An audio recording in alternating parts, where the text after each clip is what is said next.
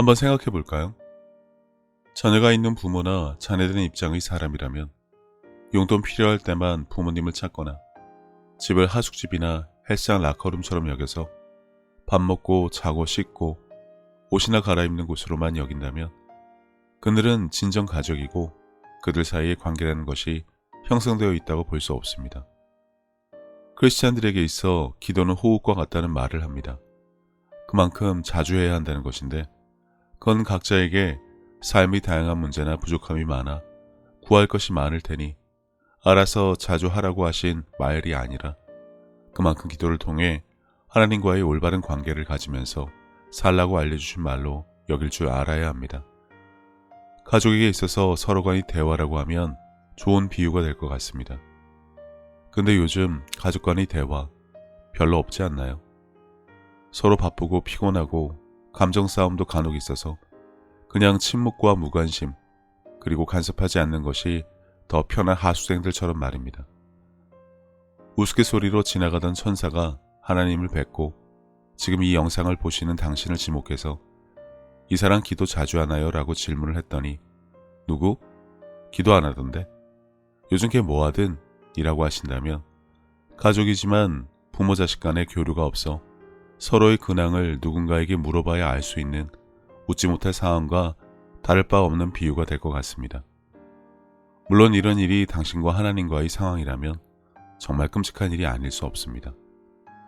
그런데 대부분의 크리스찬들이 어떤 식으로든 기도는 하는데 응답을 받지 못하는 이유가 무엇일까요? 그건 기도하는 사람이 믿음이 없거나 지금 구하는 것은 하나님의 뜻이 아니기 때문에 받지 못한다는 말을 크리스찬들이 서슴지 않고 말하는데 절대 그렇지 않습니다. 너희는 욕심을 내어도 얻지 못하여 살인하며 시기하여도 능히 취하지 못함으로 다투고 싸우는도다. 너희가 얻지 못함은 구하지 아니하기 때문이요 구하여도 받지 못함은 정욕으로 쓰려고 잘못 구하기 때문이라.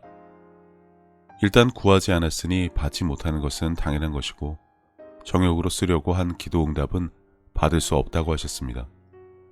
이상하다, 내가 기도했는데 라고 할 상황은 아닌 것 같으니 이 부분에 대해서는 뒤에 조금 더 나누도록 하겠습니다. 그날에는 너희가 아무것도 내게 묻지 아니하리라. 내가 진실로 너희에게 이르노니 너희가 무엇이든지 아버지께 구하는 것을 내 이름으로 주시리라.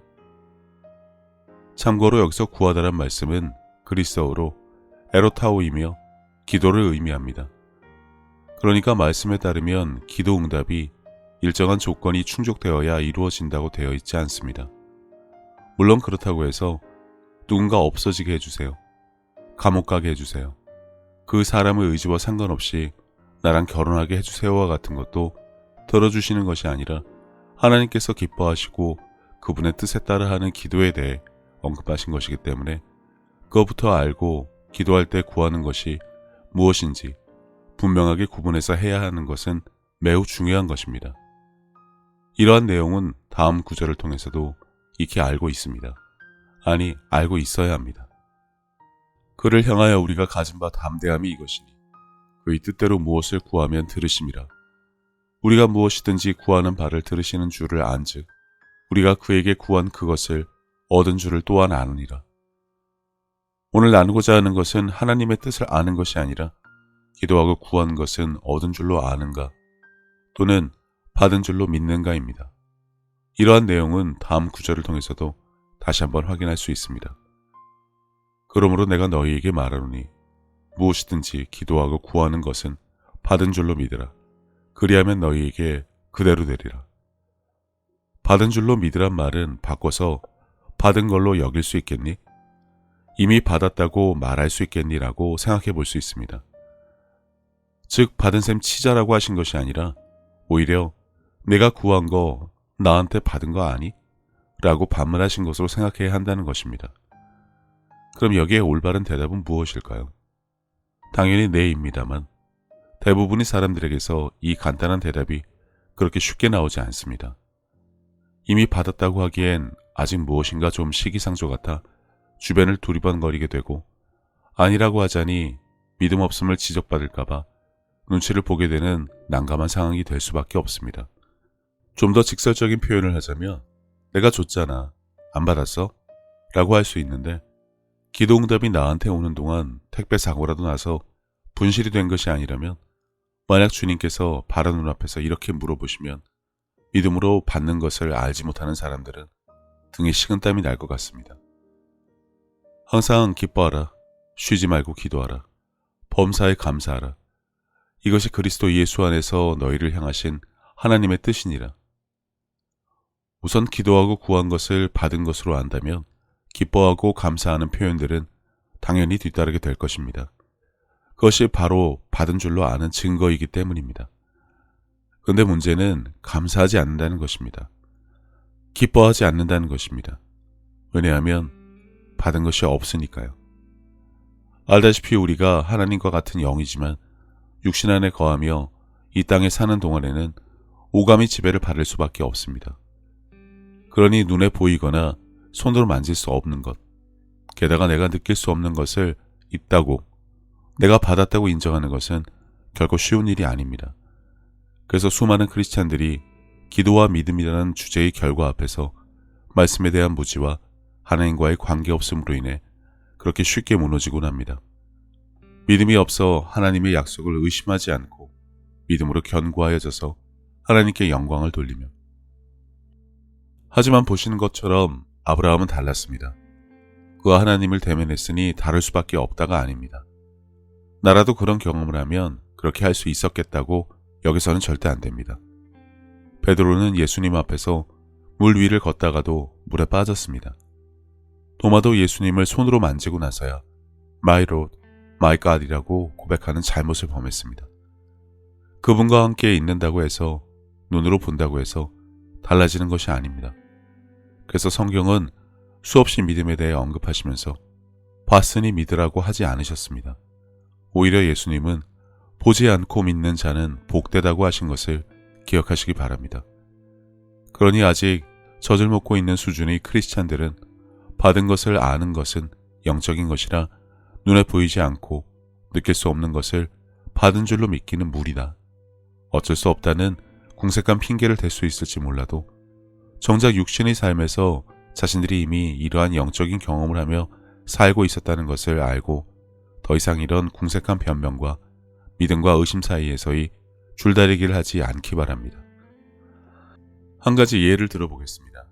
어린아이가 월요일 아침에 출근하는 아빠로부터 토요일에 그동안 사달라고 졸라온 새 옷과 신발을 사주겠다는 약속을 받았다고 가정해 보겠습니다. 당연히 기뻐하고 감사하겠죠. 그리고 그때부터 토요일만을 손꼽아 기다립니다. 당장 친구들에게 자랑도 하고 하루가 1년 같은 기분은 휴가를 일주일 앞둔 직장인들도 100% 공감할 수 있는 기분일 것입니다. 하루하루가 지나 약속의 날이 다가올수록 아이의 기대감은 점점 더 커져만 갑니다. 온통 토요일에 받게 될 선물 생각뿐입니다. 그리고 여기서 주목할 것은 그 아이는 이미 월요일 아침에 그 선물을 받았습니다. 당장 손에 쥐고 있지도 않고 눈에 보이지도 않아 세상에 없는 것 같지만 그 아이에게 선물은 이미 갖고 있는 것과 다를 바 없습니다. 그 아이는 이미 그 옷을 입고 있는 자신의 모습을 볼 수도 있고 느낄 수 있을 정도라 신나서 쉴 틈 없이 기뻐하고 감사했을 것입니다. 그리고 이것은 분명 누구에게나 분명하게 보여졌을 것입니다. 이것이 바로 기도하고 구한 것은 받은 줄로 믿는 것의 결과입니다. 삶에서 믿음은 없고 오직 오감의 지배를 받는 도마처럼 눈으로 보기 전에는 믿지 못하겠다고 우기는 사람도 누구 하나 예외 없이 이와 같은 비유를 경험했기 때문에 누구나 이와 같은 믿음을 가질 수 있습니다. 휴가를 기다리는 직장인들의 몸은 여전히 사무실에 있지만 마음은 이미 휴가지에 먼저 가 있는 것도 마찬가지로 시공간을 뛰어넘은 영적인 체험인데 가족여행이나 소풍, 결혼식 등등 많은 예를 들 수 있으니 쉽게 이해할 수 있습니다.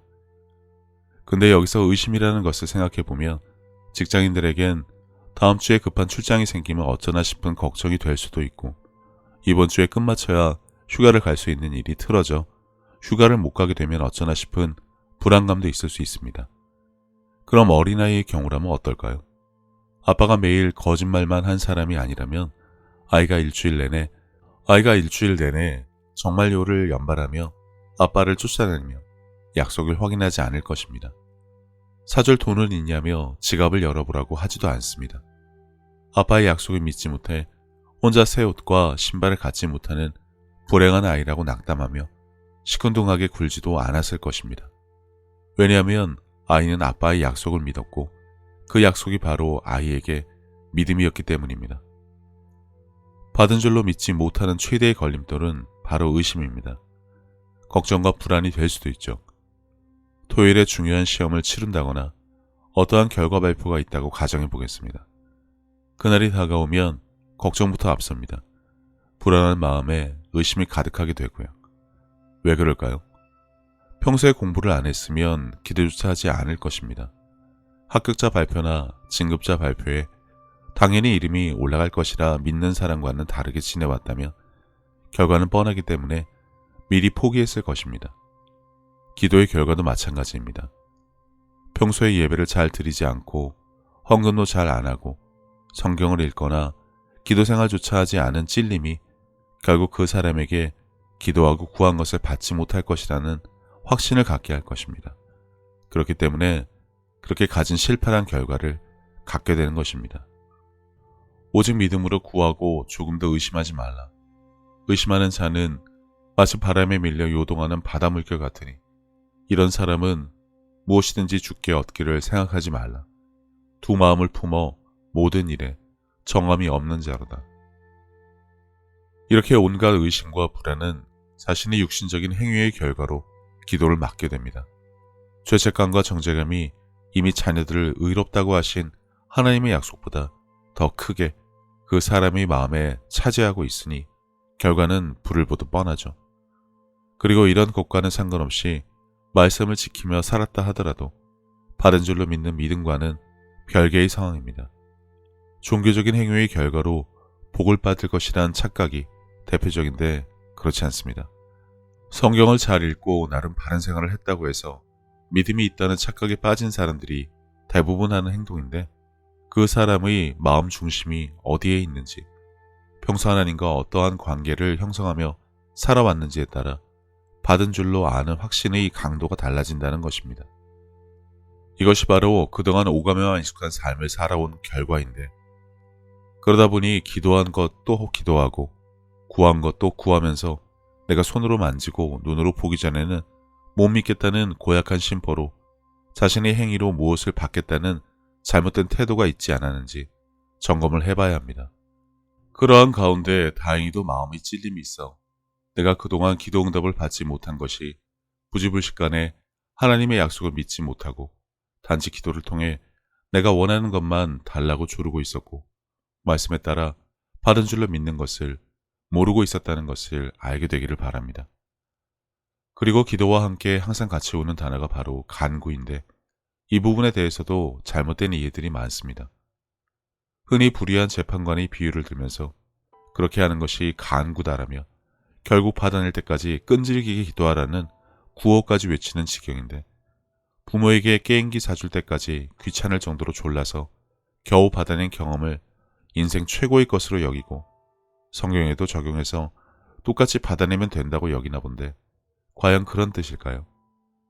그 사람에게 하나님은 그 정도밖에 안 되는 분인가 싶네요. 그러면 나를 불쌍히 여겨달라며 마음을 쥐어짜내서 쏟아내는 회개를 하며 애간장이 끊어지게 기도하는 것이 간구일까요?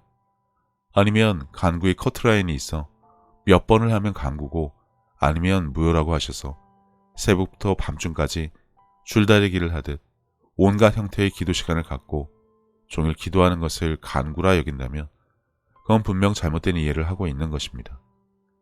이렇게 기도는 하나님과 1대1로 최종 결승에서부터 야곱처럼 복을 받아낼 때까지 어디 한번 해봅시다라는 마인드로 달려드는 것도 아니란 것을 분명하게 알아야 합니다. 내가 진실로 너희에게 이르노니 누구든지 하나님의 나라를 어린아이와 같이 받아들이지 않는 자는 결단코 거기 들어가지 못하리라 하시니라. 어쩌면 믿는 자들이 돌이켜 생각해야 할 것은 기도 응답을 받았네 못 받았네, 믿음이 있네 없네 따질 것이 아니라 언제부터 하나님과 어린아이처럼 맺은 관계를 잃어버린 나를 깨닫는 것이 아닐까 싶습니다.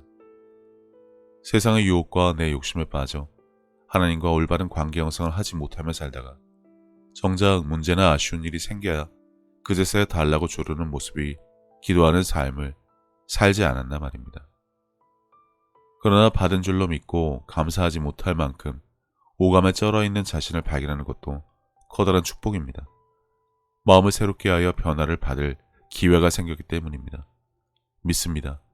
받았습니다라고 말로만 고백을 한다고 해서 그것이 믿음이 아닙니다. 여전히 실체는 아직 없지만 말씀에 근거해서 그렇게 여길 줄 알아야 합니다.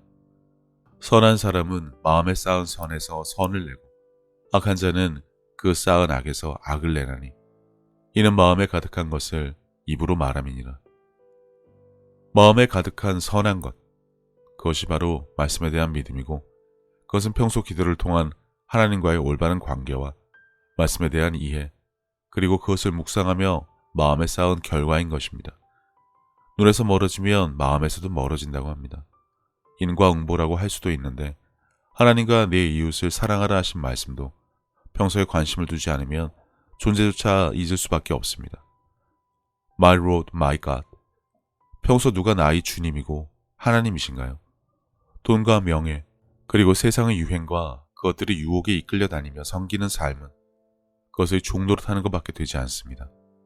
그러면 기도하고 구한 것을 받은 줄로 여기는 삶은 절대 있을 수 없을 것입니다. 나의 영혼아, 잠잠히 하나님만 바라라. 물은 나의 소망이 그로부터 나오는도다. 기도의 골방이란 말도 요동치는 내 마음, 세상의 유혹에 삽시간에 빠지고 게임이나 미디어의 중독으로 들떠 지내는 삶에서 돌이키는 시간을 위해 필요한 것입니다.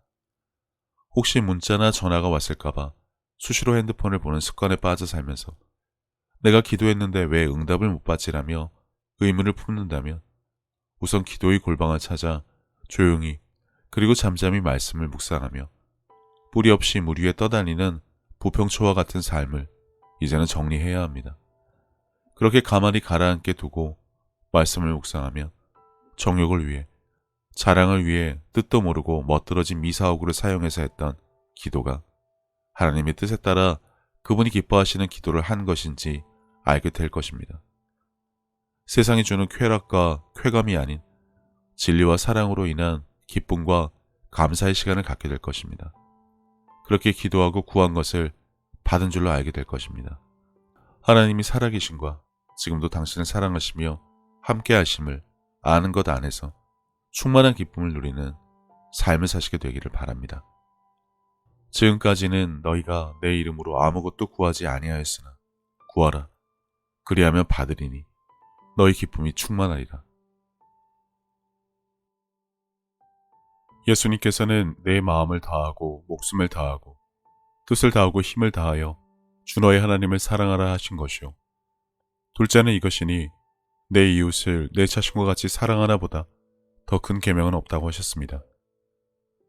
생각해보면 믿는 사람들은 이미 하나님께 받은 것이 너무나 많은 것을 아는 자들입니다. 예수님을 통해 죄사함과 구원을 받은 것부터 시작해서 살아 숨을 쉴 수 있는 공기와 바람, 맑고 푸른 하늘과 마실 물, 그리고 땅과 그 위와 아래의 많은 것들, 이미 오래전부터 내 주변에 있어 왔으니 당연한 것으로 여기며 우리는 여전히 값없이 공짜로 받아 그것들이 감사함을 잊고 살기는 했지만 그런 것 말고도 하나님으로부터 받은 사랑과 평안에 대해 생각하자면 끝이 없습니다. 하지만 사람은 하나님으로부터 받은 그 많은 은혜를 갚을 방법이 없습니다. 그래서 하나님께서는 내 이웃을 내 몸같이 사랑하는 것으로 그것을 대신 갚으라고 하신 것인지도 모릅니다. 그리고 지극히 작은 자에게 한 것이 곧 하나님께 한 것이라고 하셨으니 그분의 은혜를 알고 그분을 닮아가는 삶을 살아가야 한다면 지금 내가 살아가는 삶의 방향이 하나님과 나의 이웃을 사랑하는 올바른 길 위에 있는 것인지 한 번쯤 점검해 봐야 하지 않나 싶습니다. 이와 같이 하나님의 뜻, 그분이 기뻐하실 일이 무엇인지 알고 내게 주어진 소명을 다하기 위해 끊임없이 힘쓰고 노력하는 것도 크리스찬들이 마땅히 해야 할 일이 아닐까라는 생각을 해봅니다. 이제는 세상 유행에 따라 요동치던 내 마음을 모두 내려놓고 혼자서 하나님의 뜻을 헤아리는 시간을 가져보시기를 권해봅니다. 하나님은 세상 모든 사람들을 사랑하십니다. 그렇기 때문에 당신이 사랑받기에 마땅한 사람인 것처럼 당신의 가족도 이웃도 그분에게는 마찬가지로 소중한 자녀들입니다. 당신이 어려운 상황을 겪었을 때 하나님께서 당신의 삶에 관여하실 수 있도록 마음의 문을 열고 그분을 신뢰하며 동행하는 삶을 살아왔듯이 이제 당신도 다른 사람들에게 먼저 다가가서 손을 내미는 귀한 삶이 되어주시기를 바랍니다. 예수님께서 주신 새 계명, 서로 사랑하라. 저도 늘 제 자리에서 최선을 다하여 섬기고 사랑하며 살도록 하겠습니다. 감사합니다.